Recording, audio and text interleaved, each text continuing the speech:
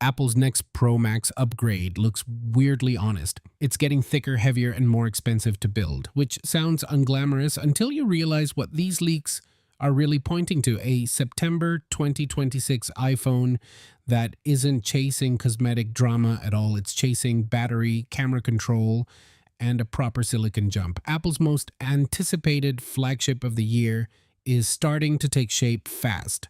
Fresh details from supply chain insiders and a pair of Weibo leakers, including Ice Universe and Digital Chat Station, are filling in the picture around the iPhone 18 Pro Max. And with the phone only about 6 months away, the latest rumors add clarity in some places and fresh ambiguity in others. The overall vibe, though, is pretty clear. This is meaningful hardware muscle, not a fashion makeover.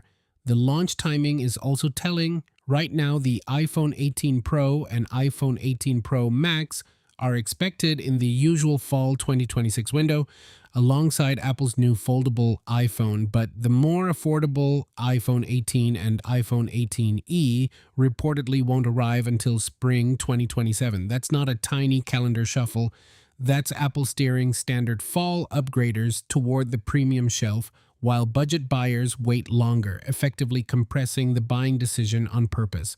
Very elegant, slightly evil, extremely Apple, and weirdly, that split may tell you as much about this phone as the renders do. From a design standpoint, the expectation has been a thicker frame for a larger battery, a dynamic island, roughly 35% smaller, plus new colors and a more unified look across the back.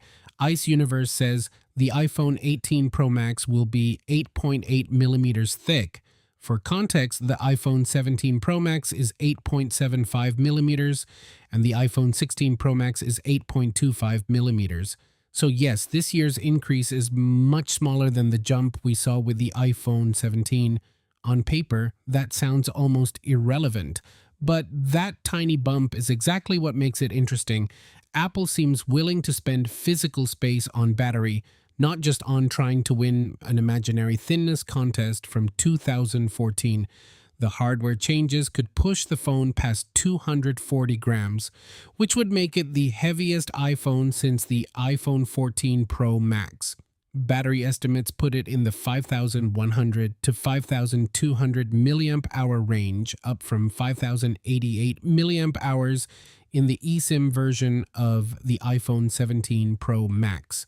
Translation: a slightly denser brick, but hopefully one that still has enough left in the tank when it's 9 p.m. and you've been pretending not to doom scroll all day. Apple is clearly betting Pro Max buyers will accept that extra heft if it buys more battery. But the cutout story is where the leaks stop holding hands. Earlier expectations pointed to that dynamic island becoming about 35% smaller. One report says Apple plans to move the Face ID flood illuminator under the display, which would shrink the island without removing it completely because the front camera and infrared components would still stay there. And full under display Face ID, which showed up in earlier 2025 leaks, now looks pushed back. Apple's longer game is supposedly a full slab of glass iPhone with no cutouts at all, but that's now being framed as something for the 20th anniversary iPhone in 2027. Then Digital Chat Station adds the plot twist. Apple may reuse some iPhone 17 Pro molds for the iPhone 18 Pro line. If that happens, the Face ID parts that were expected to move under the display may stay basically unchanged, which means the dynamic island might not shrink as dramatically as people expected. So yes, a smaller island is still on the table, but suddenly with an asterisk. Still, that's not even the most important upgrade if the silicon leak is right. The A20 Pro is expected to be built on TSMC's first generation 2-nanometer process, up from the 3-nanometer architecture used for the A19 Pro. There's also a new packaging design in the mix, and together, those changes should bring solid year-over-year gains in both performance and power efficiency. That's why this could be Apple's biggest performance jump in years, and it won't be cheap to make. Moving from 3 nanometers to 2 nanometers could add around $35 per chip, which is roughly a 70% increase. According to analyst Ming-Chi Kuo, Apple likely won't dump that cost straight onto buyers and is expected to absorb the added memory cost instead to protect market share. All iPhone 18 Pro models are also expected to come with 12 gigabytes of RAM. If you like leak breakdowns that translate specs into actual day-to-day consequences, this is your sign to subscribe, because tech companies love saying 2 nanometers.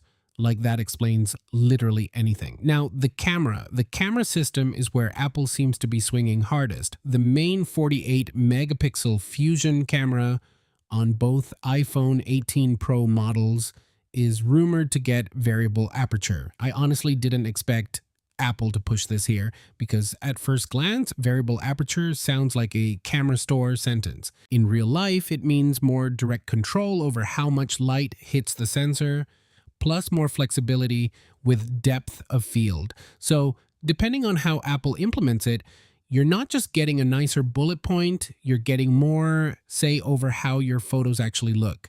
Digital Chat Station also says the aperture changes alongside the 2 nanometer A20 Pro and the larger battery with over 5,000 milliamp hours of capacity are 3 strong selling points that already look basically locked in.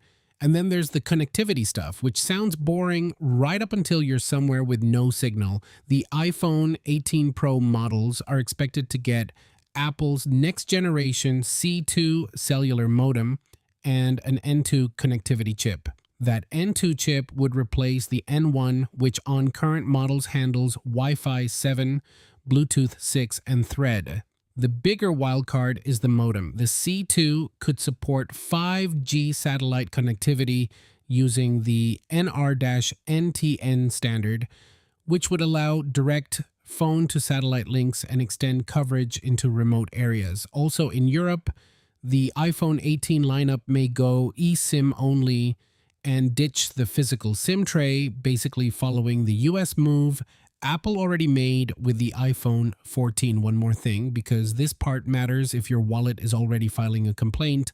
For now, recent reports say Apple is expected to keep iPhone 18 Pro and Pro Max pricing steady at the base 256 gigabyte tier.